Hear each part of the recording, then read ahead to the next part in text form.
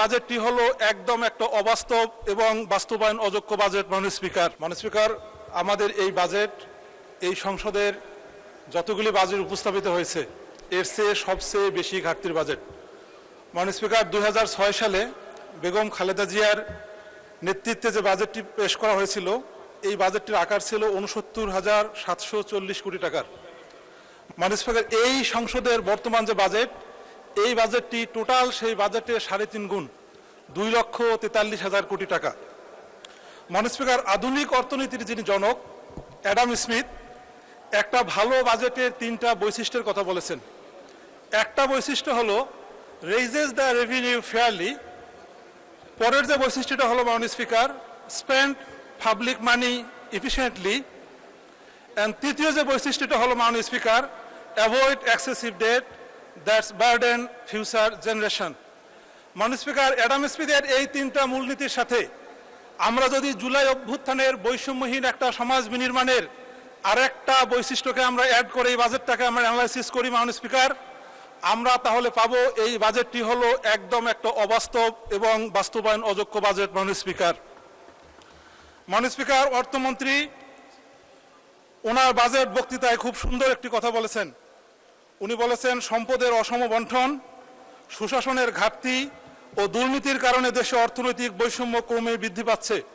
কিন্তু দুঃখজনক হলো সত্য মাননীয় স্পিকার, এত সুন্দর বাস্তবধর্মী একটি বিষয় আইডেন্টিফাই হবার পরও মাননীয় অর্থমন্ত্রী কি করে এই বাজেটে দুর্নীতি বন্ধ হবে, কি করে এই বাজেটে সুশাসন প্রতিষ্ঠিত হবে, কি করে সম্পদের বণ্টন 300 আসনে সমানভাবে প্রতিষ্ঠিত হবে, এই ব্যাপারে এই বাজেটে কোনো দিক নির্দেশনা দেননি, কোনো পলিসি দেননি, কোনো স্ট্র্যাটেজি দেননি।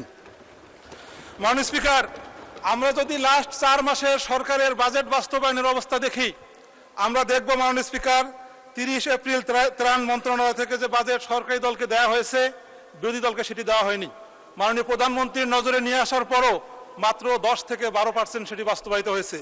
24 মে মাননীয় স্পিকার, সরকারি দলের মহিলা সদস্যদেরকে যে বাজেট দেওয়া হয়েছে বিরোধী দলের মহিলা সদস্যদেরকে সে বাজেট দেওয়া হয়নি। তার মানে মাননীয় স্পিকার, বাজেট বাস্তবায়নের ক্ষেত্রে ইতিমধ্যে 4 মাসের মধ্যে সরকারের বৈষম্য স্পষ্ট।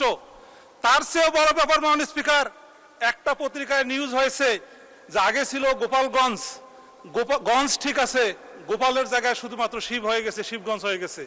মাননীয় স্পিকার, এই শিবগঞ্জ আমাদের চাঁপাইনবাবগঞ্জের শিবগঞ্জ নয় মাননীয় স্পিকার, এটি হলো বগুড়া শিবগঞ্জ। 132 কোটি টাকা বরাদ্দ পেয়েছে বগুড়া। তার দ্বিতীয় অবস্থানে যে বরাদ্দ এটি হলো গাজীপুরের চেয়ে বগুড়ার মাননীয় স্পিকার 90% বরাদ্দ বেশি।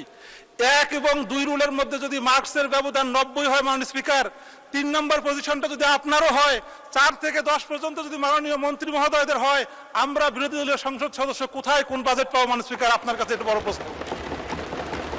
মাননীয় স্পিকার, এই সংসদ সদস্য হিসেবে 300 সদস্যের পক্ষ থেকে আপনার কাছ থেকে ডাইরেকশন চাই মাননীয় স্পিকার।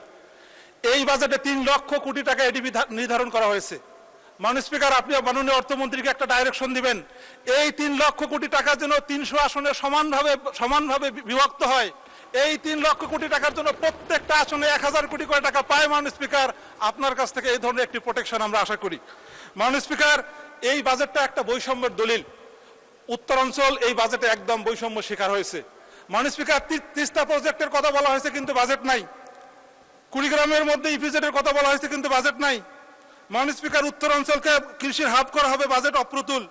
আমরা সেনানিবাসের কথা বলেছিলাম, উল্লেখ নাই। কুড়িগ্রামে একটা মেডিকেল কলেজ চেয়েছিলাম মাননীয় স্পিকার, এই বাজেটে তার কোনো অবস্থান নাই। মাননীয় স্পিকার, চিলমারি থেকে রৌমারি পর্যন্ত আমরা একটা সেতু চেয়েছিলাম, এই বাজেটের মধ্যে তার কোনো অবস্থান নেই। আমার নির্বাচনী আসনের মাননীয় স্পিকার 71 ভাগ রাস্তা কাঁচা, এই 71 ভাগ রাস্তা যে পাকা হবে এর কোনো গ্যারান্টি আমি বাজেটের মধ্যে খুঁজে পাই না মাননীয় স্পিকার।